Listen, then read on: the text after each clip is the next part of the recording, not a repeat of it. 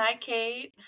How are Hi, you? Vallen. It's good to see you. I'm doing well, thank It's good you. to see you too. I know we had so much to talk about on our pre-interview. I was like, no, I don't want to get off of here. Um, so welcome to the Pregnancy, Loss, and Motherhood podcast. Tell us who you are, what you do. All right, my name is Kate Carson. I'm a somatic love, sex, and relationship coach, and that is one level of what I do. On another level of what I do, I volunteer and hold space at a group called Ending a Wanted Pregnancy. Even when I coach, even when I'm holding people in somatic coaching, uh, I really am working mostly with bereaved moms or bereaved couples. I noticed a long time ago, we can talk about my story and everything, but after I lost my baby and being in a support space for such a long time, what I've noticed is that our love lives, our marriages, and our sexuality is so impacted by the loss that I thought, okay, if I really want to make a difference and help on a deeper level, that is actually a very under addressed issue. And so that's where the intersection happens between what I do for my professional work and what I do for my volunteer space holding. It's amazing because nobody talks about sex after you lose a baby Nope. at all. Nope. Literally, you can't find anything like to understand what you're going through and Right. feeling. Yeah, I know you had to end your pregnancy, right? Yes. Termination for medical reasons. Do you want to share that with us before we get into all of Absolutely. that? Yeah, I'd be happy to share that with you. So, a long time ago now, I'm way down my journey. This happened to me in 2012. And yet you'll see like the feelings are still here, but not in the raw way they were then. So in 2012, I was carrying a pregnancy that we had wanted and planned. I had had 3 miscarriages on my path to even getting that pregnancy. I had one living child at home, but we had wanted to grow our family for such a long time and it just wasn't working out. And finally, I got pregnant. It was what they call a sticky baby. Everything he seems going well. Um, and it wasn't until I was 8 months pregnant, 35 weeks, that my I found out through a long story made short. I found out that my baby had brain anomalies, that she had Dandy Walker malformation and agenesis of the corpus callosum. Now, either one of those is a broad spectrum disorder where on one end you have functional kids who can thrive, and on the other end you have incompatibility with life, right? So when you have more than one diagnosis overlaying the other, both of their prognoses gets worse. So the prognosis for my own particular daughter was that she was not expected to ever walk or talk or be able to hold the weight of her head up or swallow. Now, um, she was expected to seize. She was expected to aspirate her own fluids. And they told me about 6 different ways that she was expected to die. And that was likely to happen, most likely within a very short amount of time. But even if she lived at all, it was probably not going to be for more than a few years. And so my husband and I found ourselves in this really, really awful position where our own ethics around quality of life were coming up against the the ethics of the hospital in which we were working in and the Yeah. place that we were working in. We were not able to access any care except for massive interventions and life-saving measures in our hometown, which is Boston, which has many, many hospitals and should have a Yeah. lot of medical options, but didn't. So in 2012, when Roe v. Wade was still very much intact, we still weren't covered by that because we were past that mythic point of viability. Now, one could really argue that our daughter was never viable to begin with. Like Right. the life they were describing to us, not able to swallow without any medical interventions, there's no way my daughter would have survived. But because laws are what they are and hospitals are what they are, it's such a nonsensical world of language. They said, Yeah. no, this is a viable pregnancy. We won't help you. The only way we'll help you is to basically restart her heart over and over. And we were like, no, That's not, I do understand why people would take heroic measures to try to save their baby, because I love my baby enough to understand why every moment would be precious, Yeah. but that it just doesn't align with what I wanted to do. It doesn't align Yep. with what I thought was best for my child and my situation. So we traveled to Colorado. We traveled 2,000 miles to Colorado on very short notice, and went to an abortion clinic in Colorado in order to let our baby go. My doctor was Dr. Hearn, Dr. Warren Hearn. He's absolutely dedicated his life to these later term procedures to make them safe for women. And he really did. Like the reason that this is safe is in great part due to him and his work and his commitment to women like me and our Yeah. safety. And it was a compassionate experience. It was not compassionate to be kicked out of care in Boston. It was Right. not compassionate to have to pretend I wasn't pregnant to get on a plane. You know, that part is Wow, I wouldn't have awful. thought about that. No, Yeah. the airlines don't want you traveling when you're a certain amount Yep. because of liability. If they had known, they never would have let me on the plane. So, women all over the country now are dealing with this in numbers that far exceed what the numbers in 2012, because we have lost Roe v. Wade. We've lost the protection, right? So, women all over the country are having to travel, and I see it all the time. Texas is a particularly bad state, but it's not the only one that kicks women out. So, all of these women have to have like a certain amount of story that we have to concoct in the middle of our baby loss, right? Because at the end of the day, this is an experience about my baby is sick and she's going to die. And I have to make decisions about which way I can live with her dying Yeah. and which way I can't. Many people don't get decisions, but when you get decisions, which I did, there's a certain amount of gift in it. There's a certain amount of gift of, okay, I have a very limited amount of autonomy, but I'm going to use it to do the Yeah. best I can. And that's what it was for me to get an abortion in Colorado. And um, it's a 4-day procedure. They euthanize the baby on the first day. And I will say, like, that is really, really heavy. They use an injection and her heart slows and it stops, even though physically, no big deal. It's like getting an amniocentesis. Emotionally, absolutely Of devastating. course. And then, so my baby passed on the first day after a full day of education and support and counseling, right? To make sure that I was there of my own volition, to make sure that this was my decision and not something someone else was putting on me. Yeah. We released my baby's spirit. And then 2 days of laminaria insertion to soften and dilate the cervix. Those are just 10-minute appointments. So most of those days I'm not in the clinic. I just came in for a short time. Yeah. And then on the final day, they induce labor. And so what I had was a vaginal delivery of stillbirth Okay. in the clinic in Colorado. It was surreal. It was surreal to not be at home. It was surreal to be going in and out of a hotel. I was very, very worried. No one told me until I got to the clinic that what I was doing was legal. So I didn't know when I got on that plane and when I showed up at the clinic if it was legal or if I was doing something like back alley. Fortunately, it is legal. My doctor was very qualified and very good, but and so at least I had that sense of safety there, but I still was very jumpy about it, and for understandable reasons didn't want people to know why I was in Colorado. So I would wait in the parking lot and my husband would let me in the stairwell Yeah. door so that I didn't have to walk back and forth, walk in and out pregnant 3 days in a row and then not pregnant on the fourth day at the hotel. Like, it was just more than I could handle to have that Yeah. anyone notice that had happened. Wow, Kate. Thank Yeah. you so much for sharing that, because I know TMFR moms, people have no idea Yeah. unless they're going through it. And Yes. there's so much judgment So around much. this, because everybody says, I would never do that, no Right. matter what. And you Yes. have no fucking idea what you're going to do until you're going through it. And I I was one of those people who, like, growing up, thought that if I needed an abortion, I would have an abortion. But I had no idea that this situation would be my need, right? right.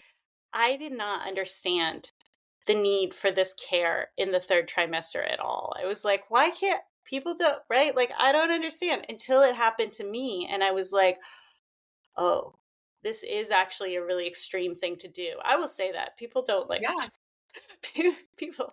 I'm also an activist for our bodily autonomy rights. And sometimes my colleagues in activism don't like it when I say, you know what? It's an extreme thing to get a third trimester abortion. It is.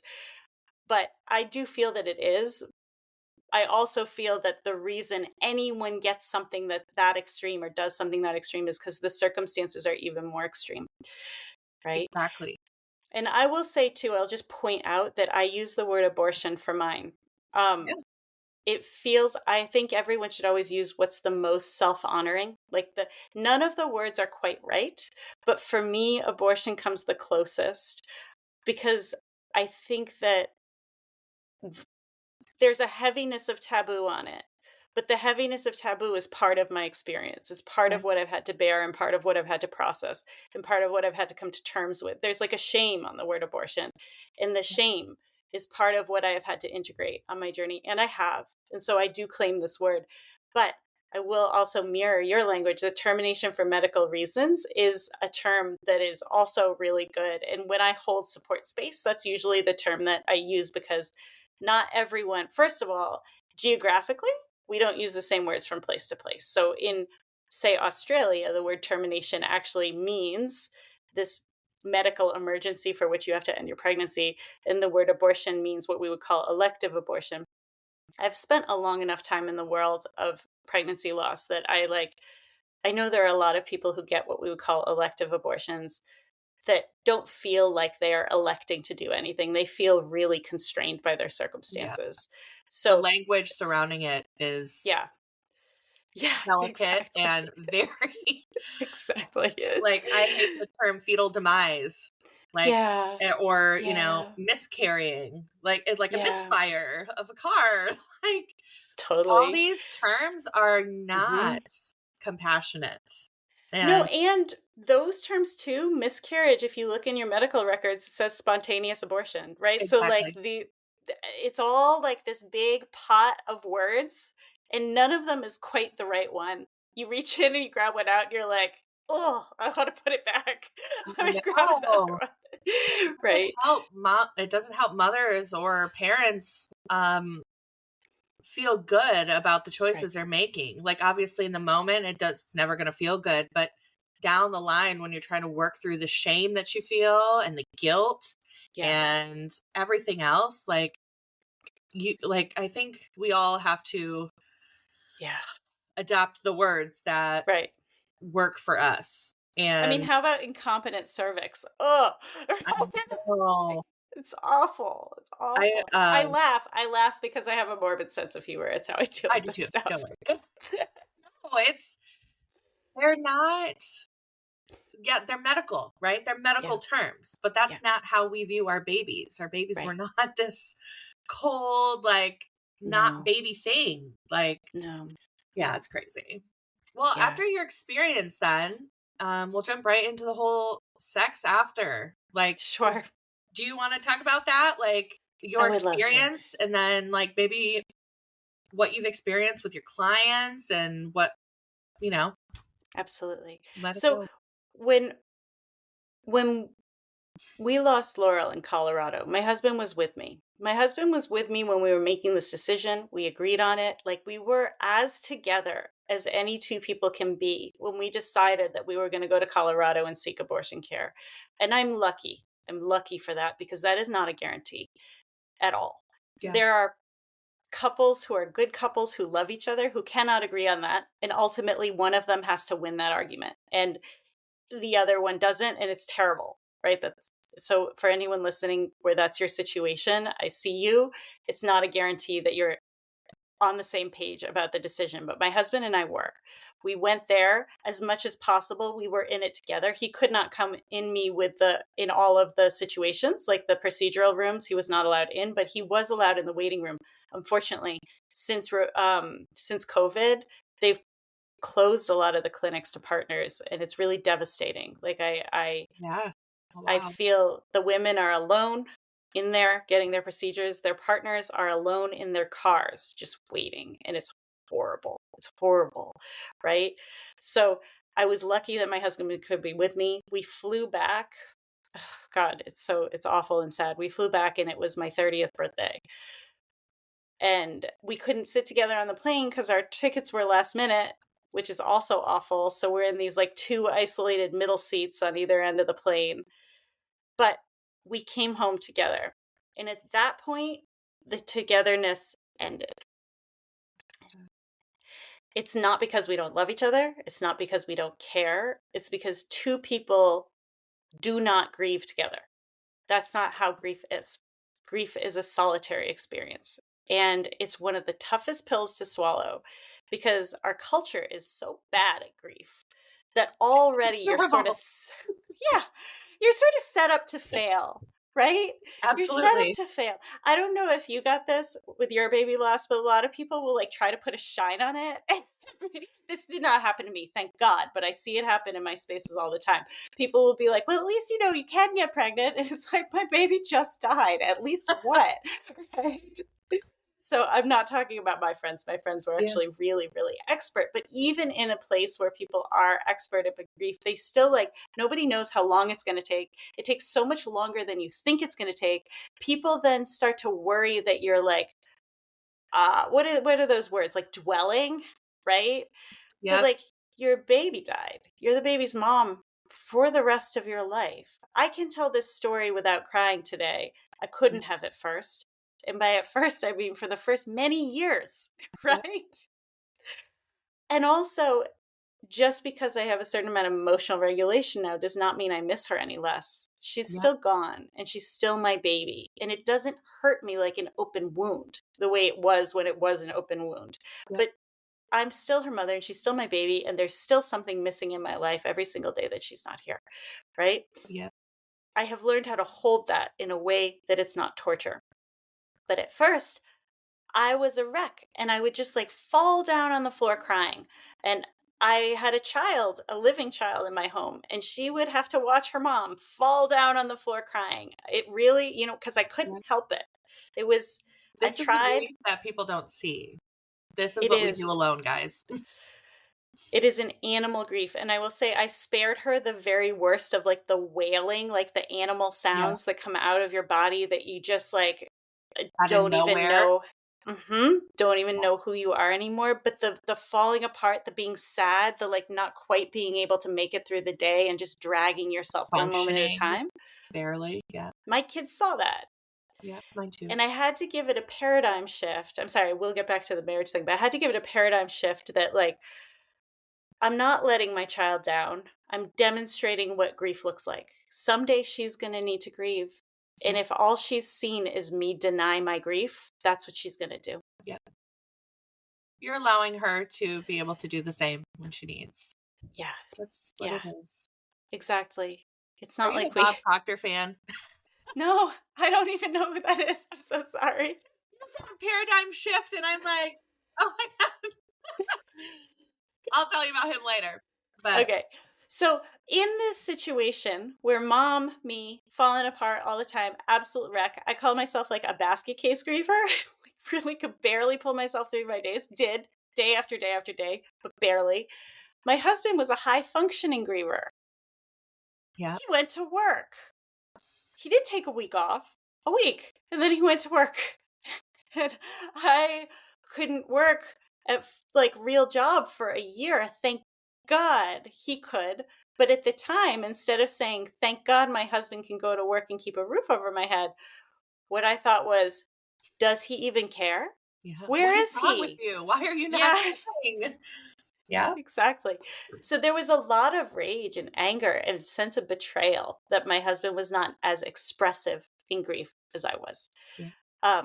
He also didn't have to go through it in his body. And also there are hormonal cascades happening that are not happening in his body, right? So there are ways in which he can't know, right? Yeah. But in that he was expecting Laurel in his life and so was I, and now she's not. Yes, father grief is real, right?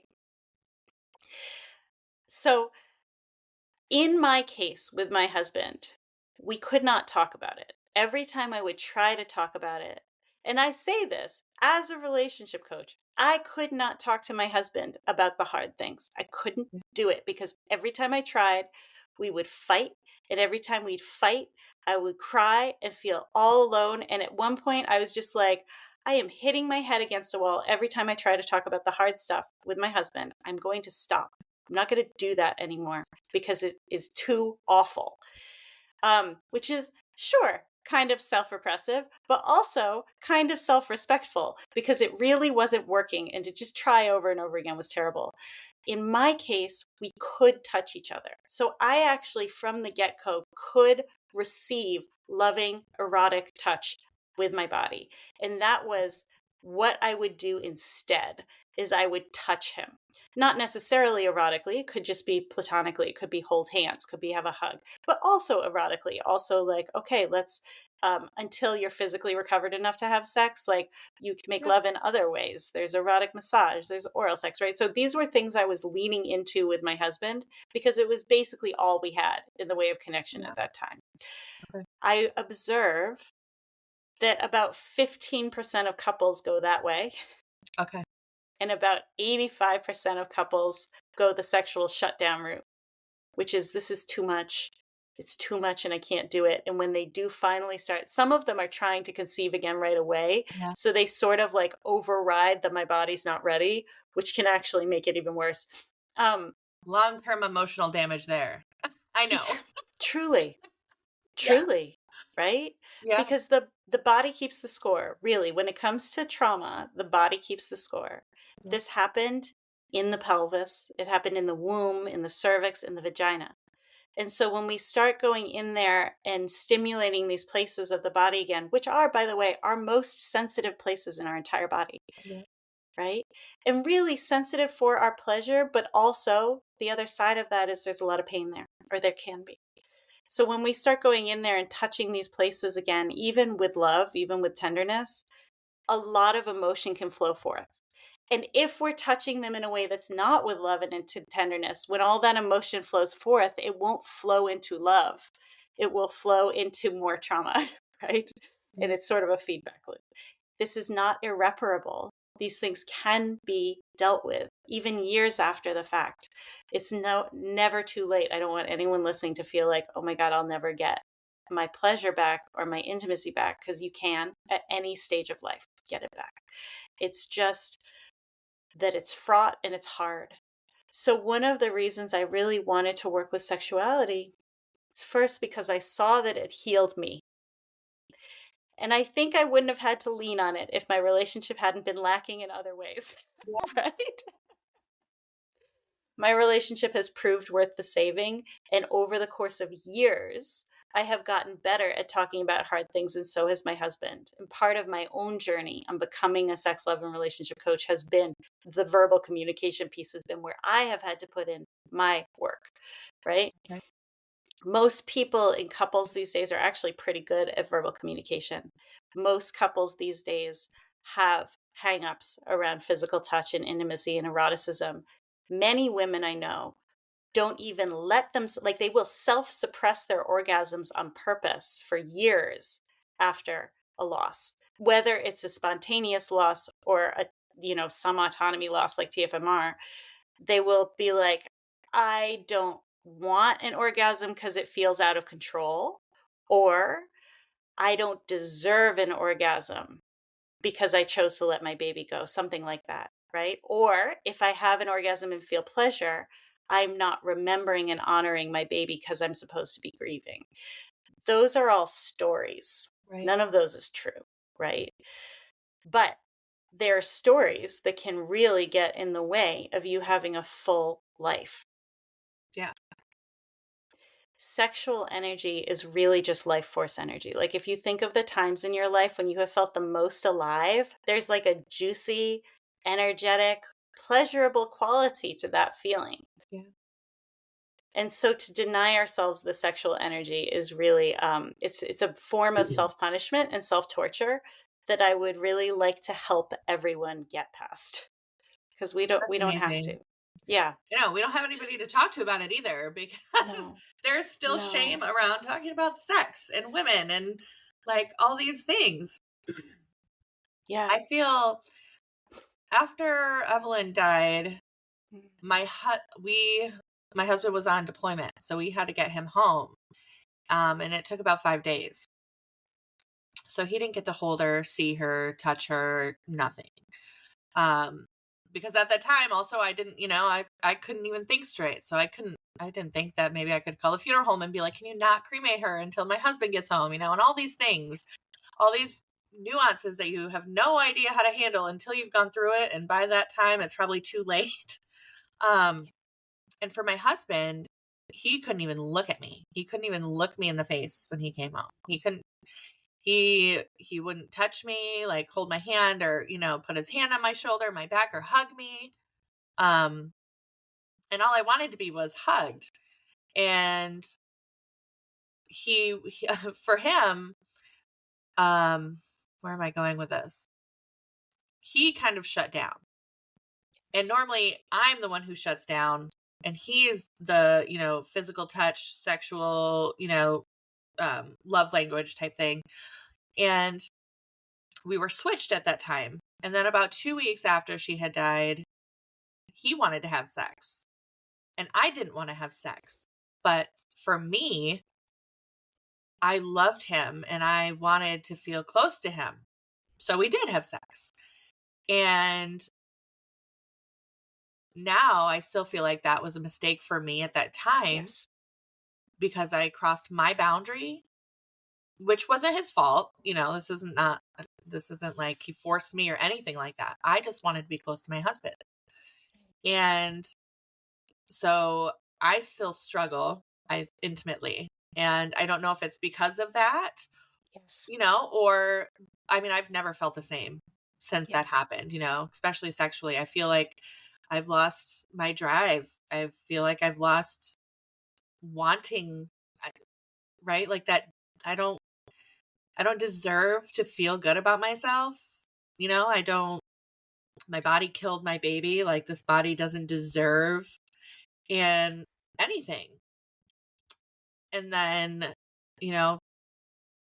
we still have a hard time connecting on that.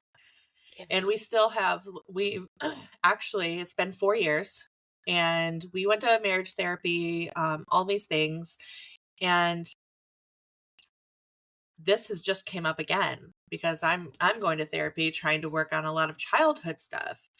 And this is a part of my story that has really hurt me deeply. Yes. By breaking my boundary and self-trust issues from that. Absolutely. It's so weird how all these things connect. Absolutely. But just anybody listening, like, these things can last for so long. For me, it's still, maybe I need to come see you. I need to work with you virtually. Like, I'm so happy that you're doing this work because I don't know anybody who does. And then connecting, let's talk about the embodying. So, like, Yes. you work with trying to connect, right, the mind and body again, and getting that self-trust back, and Yes. helping these women feel again. Yes. So, do you mind if I take you as Go a little ahead. bit, if you and I work this a little bit? Yeah, Because I feel like sometimes it is so much more helpful for anyone listening to like see someone actually work through it a little herself yeah, than to hear me talk about it in the abstract. absolutely. So, one of the things I'm hearing in what you're saying that feels very important is that you blamed your body. You blamed your body for your daughter's death, for Evelyn dying. Yeah, Is that right? yeah. Do you still? I like to think not. I still think that there is a piece of me because Yeah. they could never tell me exactly what happened. They told Yes. me that it could have been a placental abruption, like a partial. So, because it looked like the placenta had came off a little early. And then Yeah. it also looked like a cord accident, like it was wrapped around Mm. her Mm. too tightly. And so I feel like Yeah. I should have known that something was wrong. Mm. Yeah. I should have felt, we're so deeply connected to our babies. How do we not feel when their Yes. life force is struggling?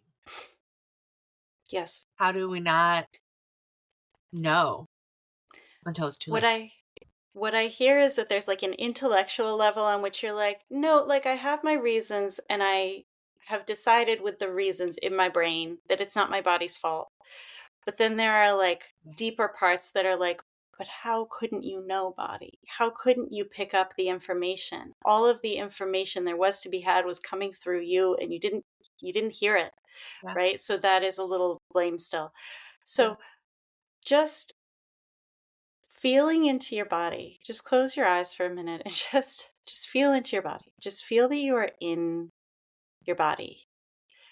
And anyone listening can do this too. If it's safe to close your eyes, close your eyes. If not, or you don't like closing your eyes, just defocus your gaze and just feel that you have a body and that there are nerves that connect your awareness, your consciousness to every cell of your body. And some of them are very easy to feel, and some of them are very hard to feel. So just notice whatever is crying for your attention first, if there's pain or tightness or just intensity. And Vallen, tell me what you're feeling in your body.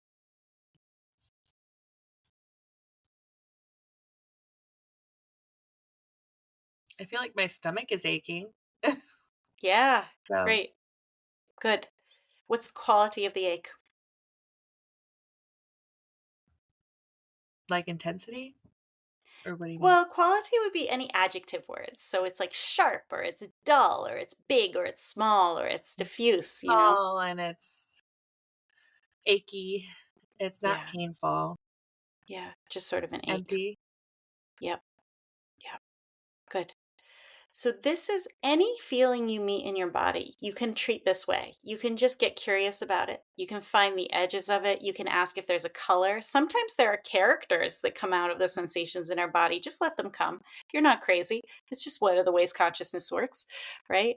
Whatever you feel that's hard, that's loud, just spend a little time with it as a physical sensation in the body. If you want to get re-embodied, that is the first thing to do, is to learn this skill for something feels really big and I want to run away from it, but instead I'm going to pause and I'm going to examine it, right? Yeah. And if it's too much, you cannot run away. You can get disassociated. You can go a little out of body. It's Yeah. okay. It's okay to get a little disassociated. Most of us do. When we lose a baby, so much of that experience is a medical trauma on our body. Like, you still have to give birth. Yeah. You still have to extract the baby from your body. And that is blood, sweat, tears, vomit. Like, that is the thing. You are still the portal between life and death, even when life is what's on the outside and death is what you're delivering. Like, it's Yeah. really a big deal. And most of this is happening in medical situations that sometimes ask us to do things that hurt for our own well-being. Like, even getting an IV put into your hand Yeah. does not feel good.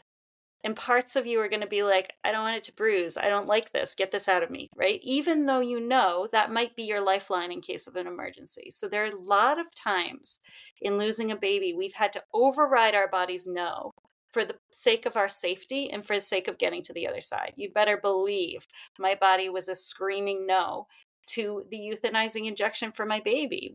Yeah. And everything about me knew that that was what I had to do, and it felt terrible to do it, right? So there are going to be times we've overridden ourselves. And the example you gave, Valen, about having sex before your body was ready, is it's not the only thing. There are many, many times along the way that you have done that. Yeah. And it's okay to go be with each memory and feel it like that thing in your stomach. I'm not saying the thing in you might just be hungry. It's the morning, Yeah. right? Right? But I'm not saying that's necessarily it. But when you move towards the memory that hurts, things are going to come up in your body. I get a lot of constriction in the throat, and it's like, oh my God, I feel like it's going to choke me. I feel like it's going to strangle me. Just be with it. Right? Yeah. Stay with it. How long are you willing to be with it? If it's only 5 seconds, give it your full presence for 5 seconds and then escape somewhere else. So now, Valen, in your body, find something that feels good anywhere in your body. What feels good somewhere in your body? My chest. I think. Great. Tell me what you feel in your chest. I just feel happy. I feel light. Good. Yeah. Give me more words like light, more physical adjectives. Like airy, Uh-huh. soft, Good.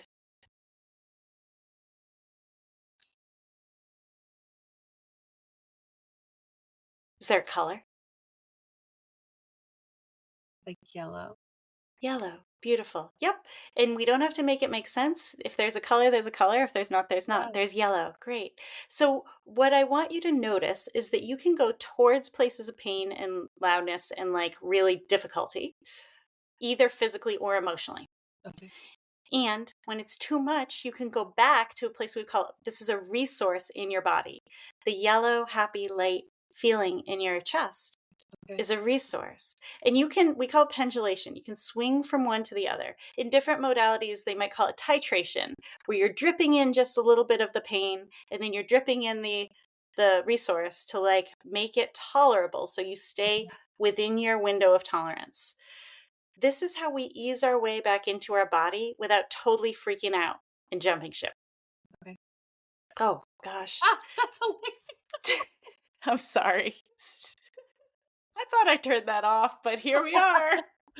We're laughing because if she does like a thumbs up movement or something, there's these bubbles that come out of her screen with a thumbs up. Yeah, and that was obviously not what I was trying to convey. Artificial intelligence, not so intelligent. Anyway.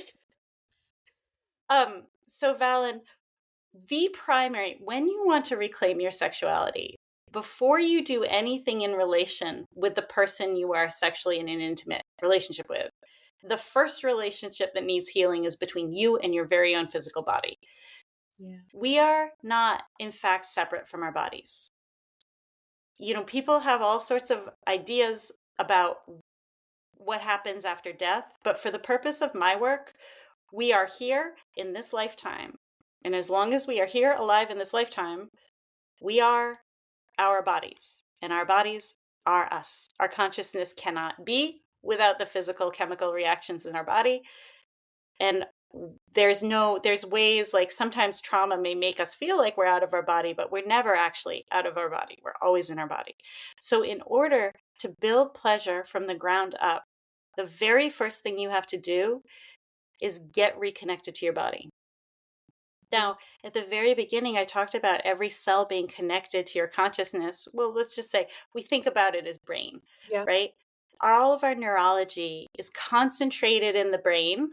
It's concentrated in the spinal cord, and it's diffuse in most of the rest of the body, right? So it's most concentrated in the brain, and it gets more diffuse as it goes out. There are places where we get a lot of sensations, like hands, fingertips, yes, genitals, right? Where, again, you get a little bit more of a concentration of this neural system. But if we ignore certain parts of our bodies for long enough, every neural pathway, every path of nerves that links parts of your body back to your awareness, it's sort of like paths in the woods. The paths that get traveled a lot are highways. They get used all the time. They're very easy and quick to access. You can zip up and down them, no problem. The paths that we use a little bit are like footpaths. And if you run back and forth on the footpath enough, it will stay clear of weeds because you will trample down the dirt and they will have a harder time growing back. And you'll see this game trails in the woods. You'll see where the deer run and there's like a little tunnel because they've whacked the sticks and the leaves don't grow there anymore, right? So if you I do love a the little visuals. You're helping me with the visual. good. If you use a neural pathway just a little bit, you'll get like a game trail. If you are trying to reclaim a path that hasn't been used in 4 years or 5 years or whatever, it's all the way overgrown and you're going to have to grab your machete and bushwhack your way through, right? And if you do it just once, it won't be easy the next time. But if you use it over and over and over again, that neural network will come online. So this is a conversation I will give to anyone who feels disembodied from the pelvis, like she can't access her pleasure, her turn on. You mentioned particularly around the turn on, like you don't feel desire, you don't feel turned on. Well, one of the ways to build turn on back into your life is just to build the awareness between yourself and your genitals and your pleasure center in your body. So one way to do that, take your hands and warm them a little, just like rub them in front of you. And I invite you, you don't have to do this if it's too edgy for you, but I invite you to take one or two hands and cup your genitals with them. Just cup them physically. You can be wearing underwear, pants. I'm wearing pants. I'm cupping my vulva through my pants. And now just breathe. And when you breathe in, notice that your diaphragm descends down and your belly expands out. And actually, your pelvic floor is supposed to go in tandem with your diaphragm. So the pelvic floor releases, blooms just the tiniest bit. This is subtle. Pelvic floor is subtle stuff into your hand. And every time you exhale, there can be a little of engagement up and in, just as there is in the ribs and the belly and the diaphragm. Your whole torso blooms and expands on the inhale and draws up and in on the exhale. Now my hands are cold, so the sensation I'm feeling is cold, despite the rubbing my hands together. I'm one of those cold hand people. But it's a sensation to feel. I have the hands there because it's very difficult to feel this without feedback, right? You could also, if you feel for whatever reason weird about touching your vulva, you could sit on something like a pillow, something soft to breathe into. But I like the hands because I can like wiggle my fingers if I lose contact, if I like lose sensation, I can give myself more sensation. So some of what I do in coaching is this, like we literally just breathe into the vulva and we feel it. And then as you're breathing and feeling, there's no right or wrong. If you can't feel the pelvic floor working, don't worry about it. It's okay. Just instead of feeling, imagine a jellyfish. It's that soft. It's like a jellyfish just sort of beating through the water, just like a wave. And as you breathe and you imagine or you feel your jellyfish in your pelvis, open yourself up to receiving a message from your pelvis, receiving from your vagina, from your vulva, from your clitoral body. The clitoris is not just the glands that sticks out. The clitoris is also an internal body of arms and wings that wrap around your vagina on the inside. So just like feel into all these tissues, into the womb, into the cervix. And just leave a couple breaths of space so that if they have anything to tell you, you can receive it right now.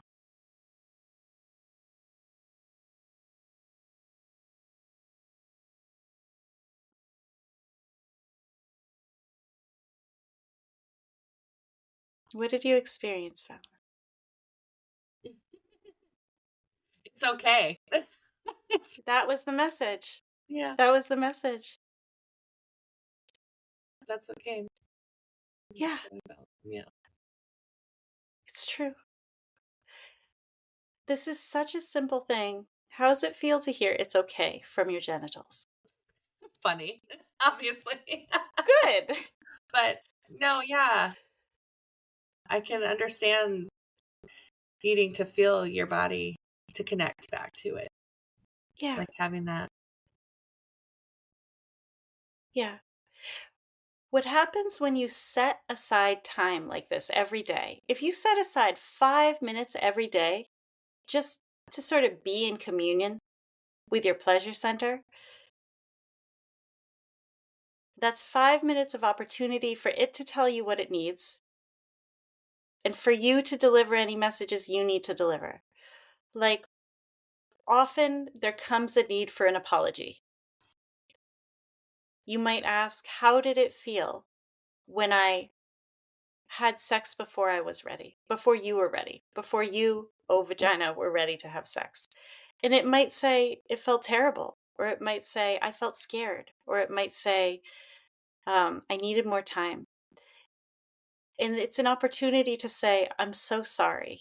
I should have given you more time. Yeah. And you can say, what can I do for you today? That moment is over. But what can I do for you today? and you can receive the message. And it's up to you if you do it or not, right? You Yeah. can receive a message and decide not to do what's being asked, but at least you'll know what the direction of the healing is. It's such a small thing, but it can be profound. 5 minutes a day of collaboration with a body part that you've sort of ostracized. This is Yeah. how you go in with the machete the first time. Many people who try this won't hear anything, and that's fine. That's Yeah. fine. That's because you're like bushwhacking. Bushwhacking. Yeah. It's gonna stick in my head. I love how comfortable and professional you are with this, and then I feel like a 10-year-old kid, like when somebody says genitals. It's okay. It's But it's okay. funny because I'm a grown woman and I still don't feel comfortable with my body. Imagine these other women who listen and they're like, oh my God, what did you just say? Like, I could Yeah. never talk to myself like that, or I could never touch myself like that, or we're so disconnected. Like our We're so society in disconnected. general, we've like disconnected because we look at that as like, um, what's the word I'm searching for? It's so, Base. We look at it as base. what does that mean?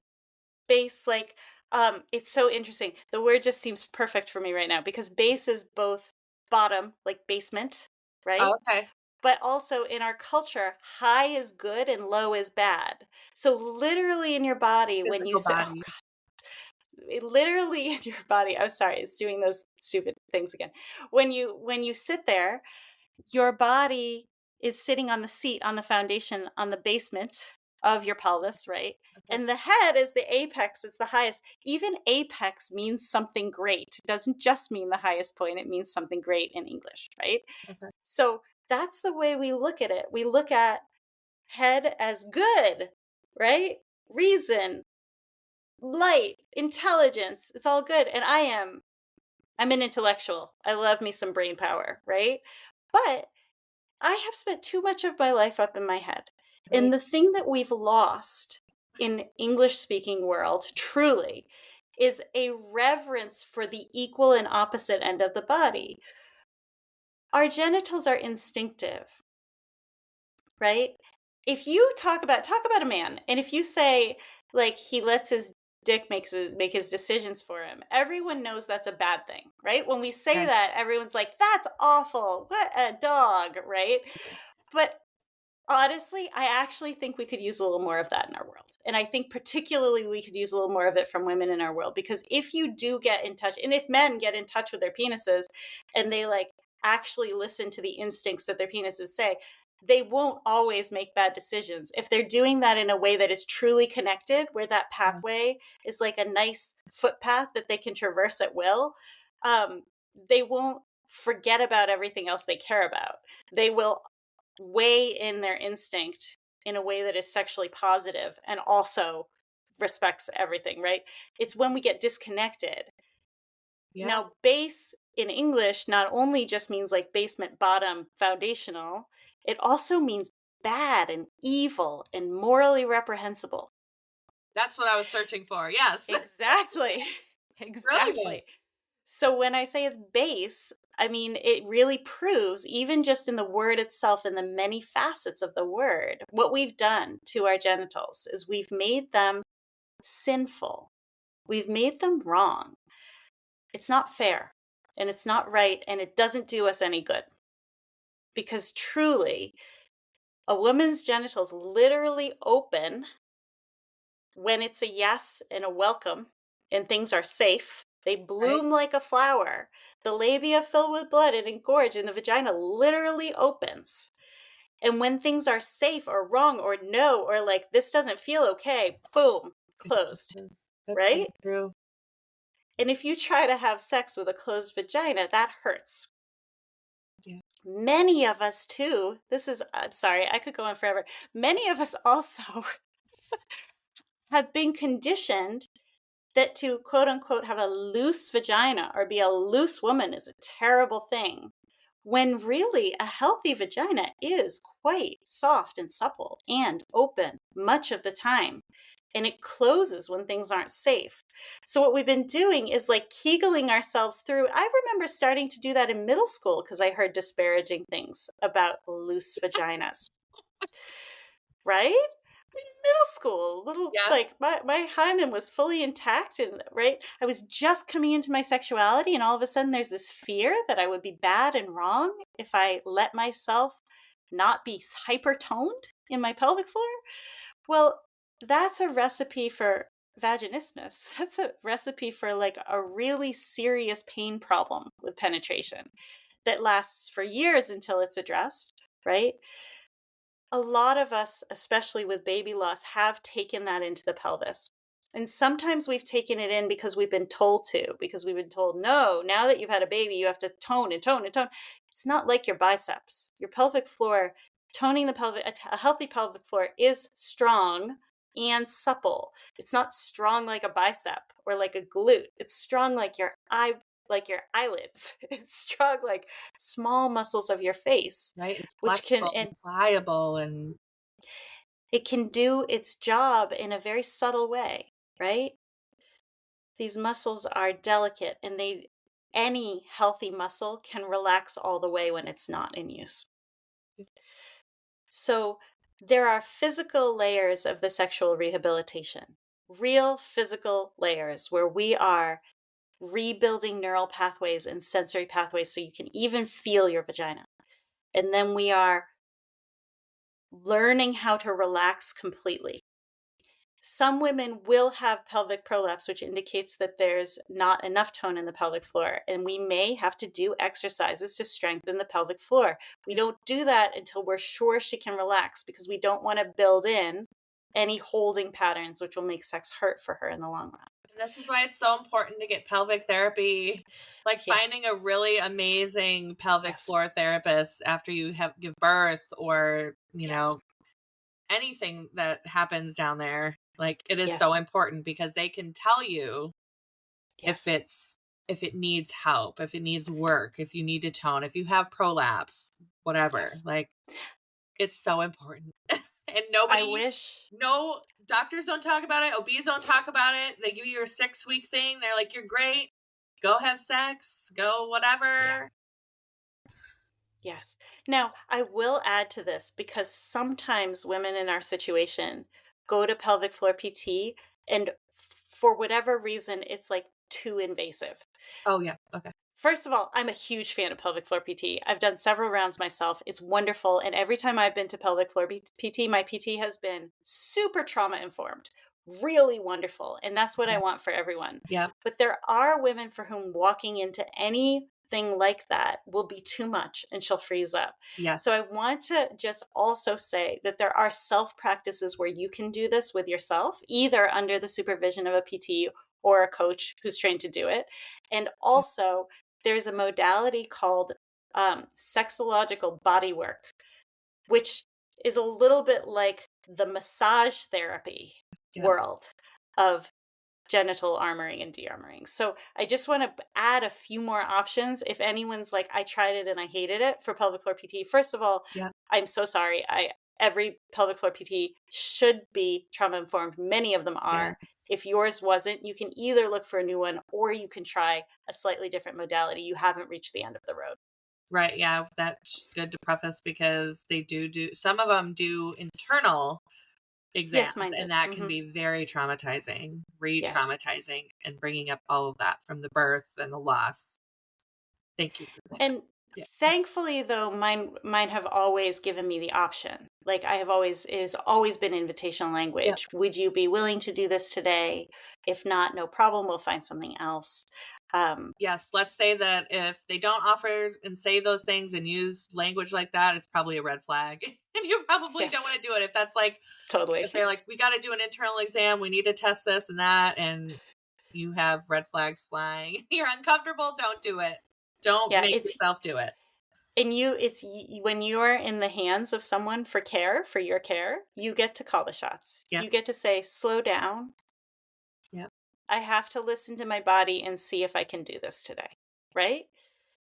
And if it's a no, you go. And if it's Yes. and if it's a yes, because at that point that they might be like, oh, yes, of course, whatever you need, in which case they might be reminded of their role, right? I feel like But we're very we tend to accept anything from a healthcare provider because we think they know better than us. And I think that's one of our problems in our society, is that we take it because we're told that's what's best. Yeah.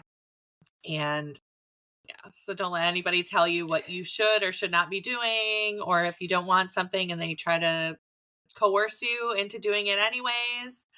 When I gave birth to Evelyn, I wanted a C-section, and we went around for an hour, and they kept telling me that I had a choice, and then kept telling me I was making the wrong choice and that I was too fat for a C-section. And there's all these, not side effects, but things that can happen. You can die, all this, trying to scare me out of what I wanted. Yeah. Because I knew laying there for 10 hours with an epidural and everything else, my mental state was going to be screwed. I'm going to have to sit there with my dead baby in my body for the rest of that time, knowing what's coming, instead of like just being able to get it done. Yeah. And when my doula left the room, she left to get me ice. They had coerced me into having vaginal birth. Like, that choice was taken from me. And to this fucking day, I hate my doctor. I hate my midwife for what they did. And it happens a lot. Yeah. Like, it is something that happens everywhere to everybody. And it's just, I think that's another part of the distrust for our bodies and ourselves. We don't trust ourselves to make decisions because we obviously made a bad one. So, and trusting providers and trusting people who are supposed to be helping our bodies and our minds. And one of the hardest parts about baby loss, because in my baby loss too, there are examples of doctors making mistakes. Why didn't I know until I was 35 weeks pregnant? Why didn't I? It's because the doctor made a mistake, right? Pretty serious mistake. Yep. And then, even though my doctors, I do believe now, because I've done a lot of work of reconciliation with my medical team, but at the time I didn't know, sending me to Colorado, did they have to, or did they just want to? Like, it's very, very difficult to navigate, even still, even so many years later, that the kindest thing to my body is sometimes going to need the support of medical professionals. And that trust is very, very difficult to rebuild. And if you're in a position of the kind of medical trauma, like, a lot of stuff is better. I'm really at peace with my decision. I don't feel guilt. I don't feel shame anymore. I feel only love for my baby and sometimes sorrow that she's gone. And it's like totally manageable. Yeah. If I go into a hospital, I chose to get some testing recently. Okay. Because I knew it was not related to my reproductive tract, but I knew that this was for my health and it was something I needed to get to the bottom of. And I went in and I had a full-on flashback, like full on 12 years later almost. Yeah. And I'm like, my body's going crazy because it's back. It was an MRI. I had to get an MRI. I got an MRI when my baby was diagnosed, right? So like, whoo! Fortunately, I've done so much trauma work that I was able to understand intellectually that I was safe and okay and at the hospital and nobody was dying. But my nervous system was all the way back in 2012, for sure.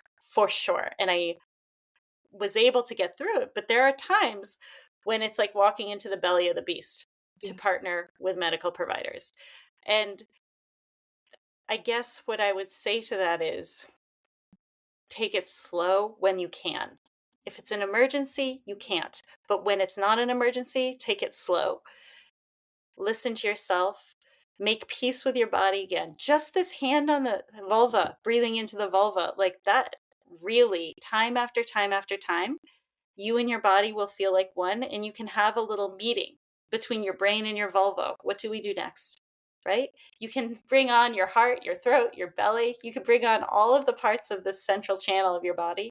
Consult each one individually. It's like you are King Arthur, and these are your knights of the round table, and they're all coming around, and they're going to consult. You have these beautiful consultants. In the end, you get to decide what to do, but you're going to listen to every single one of them before you make a choice. Take your time. Gather information from your body. Yeah. I know too, a lot of us can't go to the same place where we lost our baby.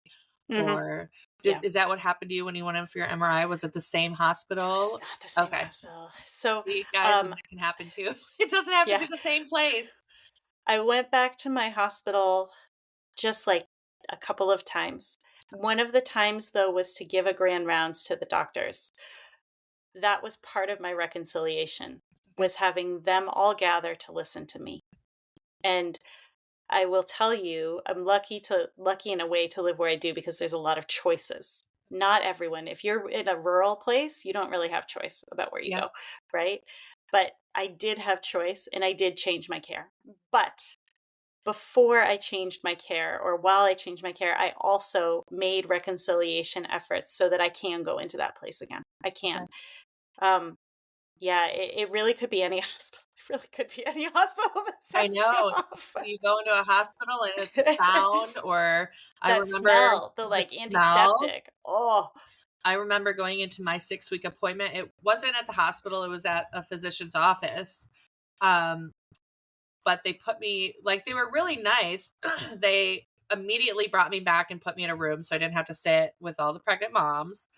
yes. That was nice. But the room they sat me in, they were doing an ultrasound on the mom next door, and I could hear the fetal Doppler going off of the No. heartbeat that I didn't hear when they last did that to me. Like, Yeah. there's so many things like that that Yeah. just, I don't know if it's gone away yet. I don't know if I could go to a, you know, I just had, well, no, I just had my baby 6 months ago. And I think though Wow. I mean, I could call him my second rainbow, but second subsequent pregnancy after my loss, I think because I was able to have the living baby after it got better for me Yes. personally, because I know that the death of the baby is not the only thing that can happen again. You Yes. can have a good pregnancy. You can have a living baby. You can hear a heartbeat again. Like, Yeah. losing a baby is not fun. It's not even No. like I heard somebody say too, like, I hate the term lost mom because I didn't lose my baby. My baby died. And I'm Yeah. like, I've been thinking about that for weeks. I'm like, you're right. But like, Yeah. I don't like bereaved mom. Like, Yeah. so what do we call ourselves? Like, you're right. We didn't lose our baby. Like, It's that pot of words. You stick your hand and you pull it out and you're like, I hate this one. Let's I try know. again. And it's just like trying to normalize it and take the shame Yeah. away. And there's so many parts of pregnancy loss, losing a baby, like the whole sexual part that's never talked about. No. This No. like the one of the many things that are not talked about, Yeah. and I just had another idea for a podcast about talking about, forgiving or Yes. reconciling with our medical Providers. team or Yeah. all of that. Like, Yeah. there's so much. That's There why are I love many, talking many to women like layers. you. Like, you've experienced it and you've created something. Yeah. You've created a purpose out of it. Yes. That's You true. I don't believe this stuff happens for a reason, but I do I believe don't that whatever either. happens, you can find it and you can say, well, I'm going to make something of this. Yep. This sucks and I hate it and I never would have chose it. Yep. And I'm ready to make something out of it. Yeah. We And you're have to. not obligated to do that. No, It's no, just no, my no. path. It's just my path. Exactly. I I think if there's one thing I want everyone to take away from this is that if you're struggling to feel pleasure in any aspect of your life, especially sexual pleasure, but any aspect of your life, um, it's okay. It's normal. It's not fun, but it's normal. And all is not lost. It is never too late. It is never too late to rebuild your bond to your body. And it is never too late to thrive sexually. It is such a stupid myth that your sexual prime is in your teens and 20s. Yeah. That is so not the way it is. We are complex sexual beings who evolve throughout our entire lives. And when you're ready for pleasure, your pleasure is ready for you. That's so sweet. That's beautiful. Thank you. Before we get off, where can everybody connect with you? I'll throw it in the show notes too, but you can just let Sure. us know where the best Sure. place. My website is nightbloomcoaching.com. So NIGHTBLOOMCOACHING, all one word, .com. I also have the .net if you want a more wordy website. I haven't streamlined yet. And then I also hold space at Ending a Wanted Pregnancy. So the website is endingawantedpregnancy.com, all one word. And the support group is a Facebook platform support group, but you have to apply through the website. So you would go Okay. to endingawantedpregnancy.com. That is always free. On my blog, on my website, I have a free blog. I sometimes offer free offerings, and I also offered paid work from the very small scale to the very deep, large scale. So please find me there. I would love to help you if you need me. Amazing. Well, thank you so much for being here today. We are going to be doing another one. I would love that. There's so I much would I want love to that. talk to you